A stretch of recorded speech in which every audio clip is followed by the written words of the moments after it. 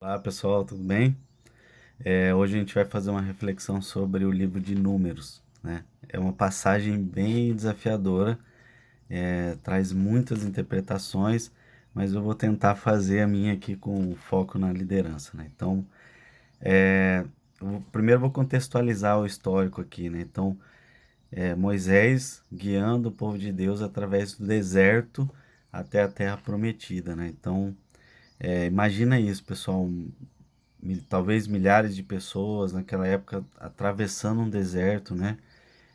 Sem condições de dormir direito, sem condição de higiene, sem condições de comida adequada ou água, né?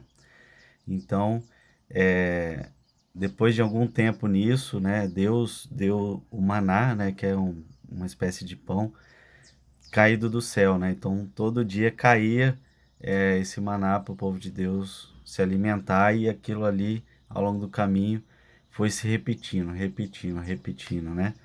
Então eu vou ler aqui a passagem rapidamente, já com esse contexto aí na mente de vocês, né? Então vamos lá. Partiram então do Monte Or pelo caminho do Mar Vermelho para contornarem a terra de Edom.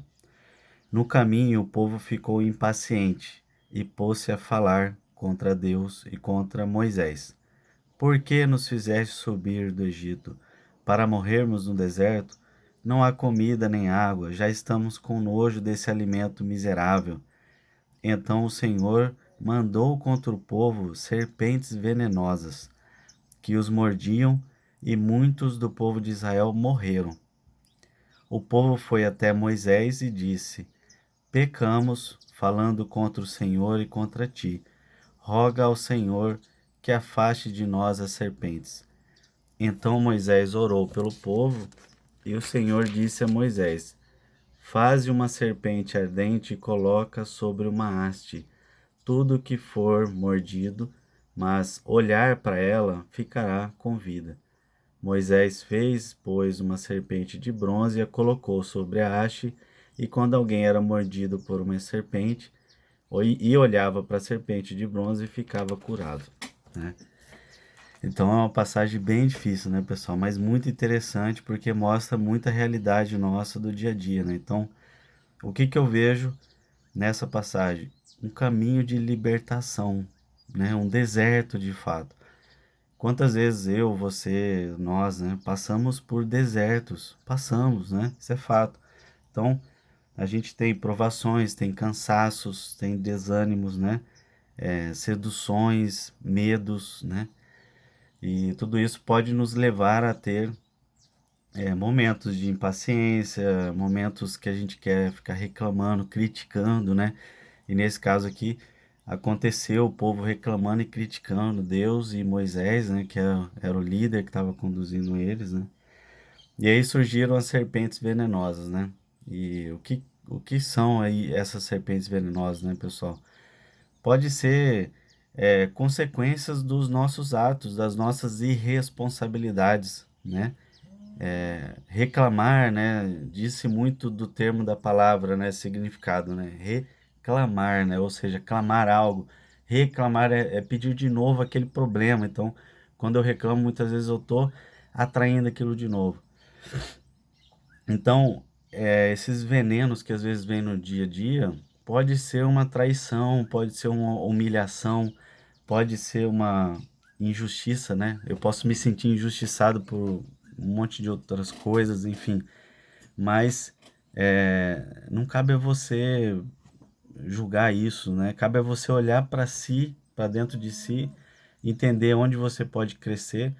É, Talvez isso esteja acontecendo com você porque em algum momento você foi irresponsável, você não atuou bem no seu livre-arbítrio, com gratidão, com esforço próprio, né, com coragem, para superar isso, né, com confiança, enfim.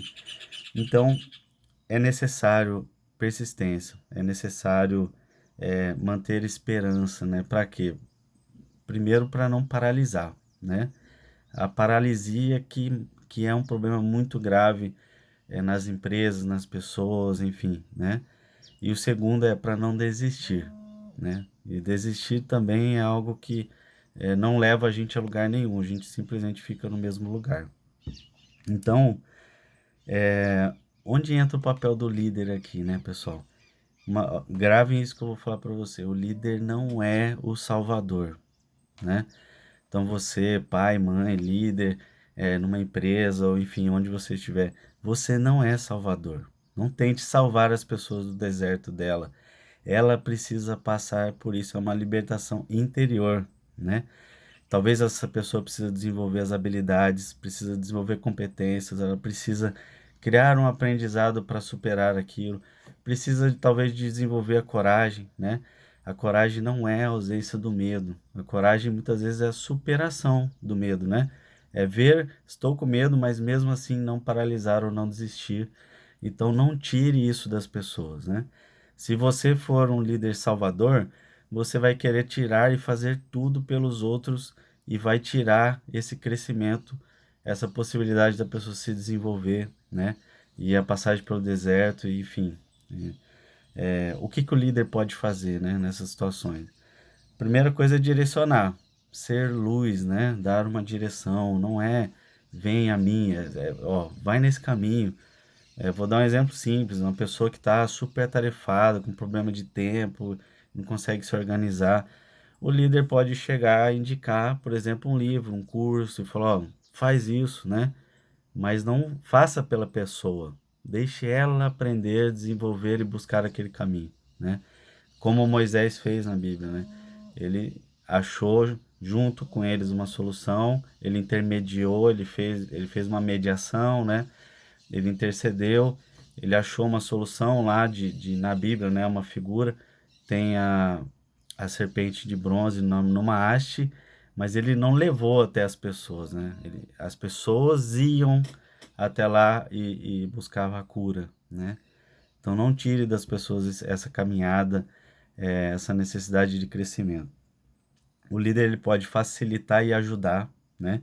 Isso é óbvio, né? O líder ele pode ter compaixão, né? E deve, né? E não é olhar para o problema da pessoa e falar assim, ah, resolve, o problema é seu, né?